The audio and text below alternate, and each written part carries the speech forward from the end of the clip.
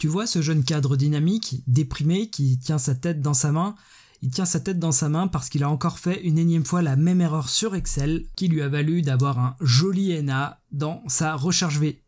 Avant d'aller plus loin et de vous expliquer comment éviter de vous retrouver en dépression comme ce jeune cadre dynamique, revenons un petit peu en arrière.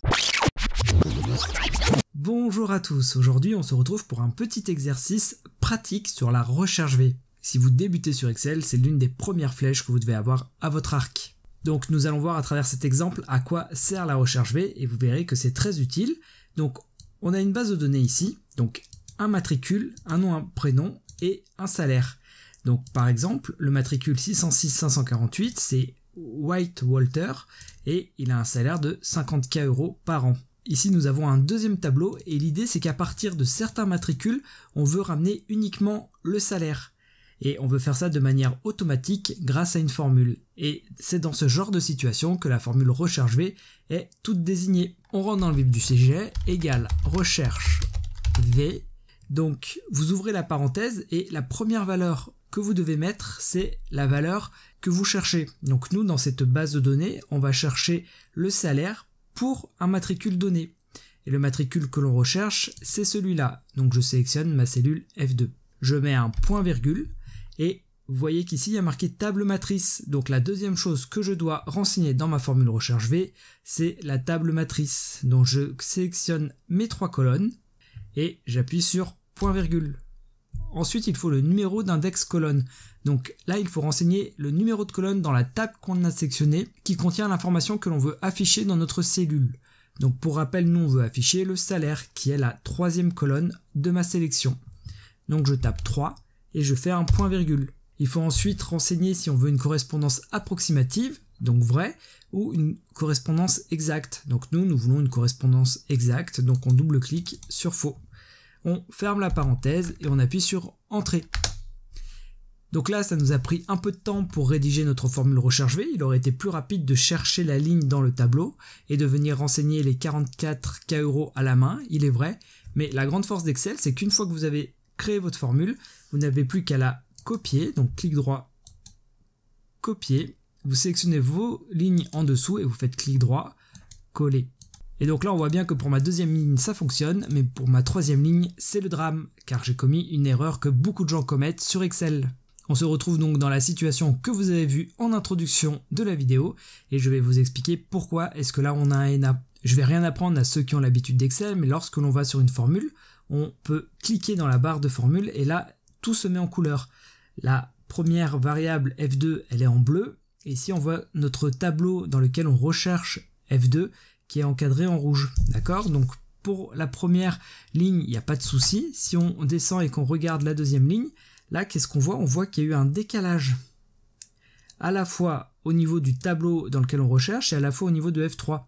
Donc, au niveau de F3, on est content qu'il y ait eu un décalage, mais là, on sent bien que du coup, il ne cherche pas la première ligne, par exemple.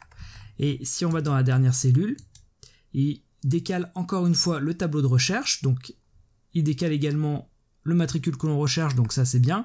Par contre, le tableau de recherche, les 2 premières lignes, il ne les cherche pas. Et comme par hasard, là, notre matricule 606 548, c'est celui de White Walter. Donc forcément, il ne trouve pas. Et donc quand il ne retrouve pas, il nous renvoie NA. NA pour non applicable. Donc les plus aguerris d'entre vous auront compris, mon erreur c'est de ne pas avoir figé les cellules. En fait, sur Excel, lorsque vous voulez copier une formule vers le bas, mais que vous voulez qu'une partie des cellules n'aille pas vers le bas, vous devez les figer. Donc là, je retourne dans ma barre de formule, et la manière la plus simple de figer, c'est de faire F4. Donc j'ai fait F4 à la fois au niveau de A2 et à la fois au niveau de C12. J'appuie sur Entrée, et donc là, j'ai plus qu'à copier ma formule en dessous. Une autre façon de copier notre formule en dessous, c'est de prendre le petit carré que vous trouvez là, vous maintenez clic gauche appuyé et vous descendez comme ça.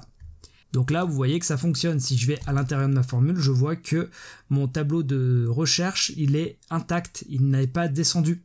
Tandis que le matricule que je recherche, lui, est descendu. Donc on est vraiment dans ce qu'on voulait. Alors je pourrais arrêter la vidéo là, mais j'aimerais aller un peu plus loin parce que ici on a figé nos cellules, mais l'erreur d'oublier de figer les cellules, ça arrive à tout le monde, même aux plus aguerris sur Excel, et au final ça fait perdre pas mal de temps, ça fait planter pas mal de formules. Il y a une façon de saisir vos formules qui fait que vous n'avez pas besoin de les figer. Et donc c'est ce que nous allons voir ici. On fait égal recherche V, donc là toujours pareil. La valeur recherchée c'est toujours notre matricule. Par contre cette fois-ci, au niveau de la table matrice, plutôt que de faire comme ça, je vais aller sélectionner mes colonnes. Alors ça marche que si vous n'avez pas de tableau en dessous totalement différent qui n'a rien à voir avec celui-là. Mais si comme moi vous avez un tableau et qu'en dessous vous avez rien, vous pouvez sélectionner tout simplement vos 3 colonnes. Vous voyez qu'ici il y a marqué A2.C, donc ça veut dire qu'il a sélectionné l'intégralité de la colonne jusqu'à tout en bas de la dernière cellule d'Excel. Point virgule. Donc numéro d'index ça change pas, point virgule, correspondance elle est toujours exacte et j'appuie sur entrée. Et donc là si je copie ma formule vers le haut, si je regarde, mes 3 colonnes sont toujours sélectionnées. On voit pas très bien le rouge là, voilà, vous voyez que l'intégralité des colonnes sont sélectionnées. Voilà donc mon conseil, avec l'expérience vous comprendrez que vous ferez beaucoup moins d'erreurs de formule en sélectionnant les colonnes plutôt qu'en venant sélectionner votre tableau. De plus, c'est beaucoup plus rapide de sélectionner mes colonnes comme ça que de venir sélectionner tout mon tableau comme ça. J'espère que ces conseils vous auront été utiles. Si vous aimez bien la recherche V, sachez qu'aujourd'hui, il y a une nouvelle fonction, enfin de moins en moins nouvelle, mais on va dire une fonction qui est arrivée avec les nouvelles versions d'Excel, qui s'appelle la recherche X et qui est en gros la recherche V, mais en beaucoup mieux. Donc si ça vous intéresse, je vous laisse une vidéo pour que vous puissiez aller regarder ça. En attendant, portez-vous bien et je vous dis à bientôt pour d'autres vidéos.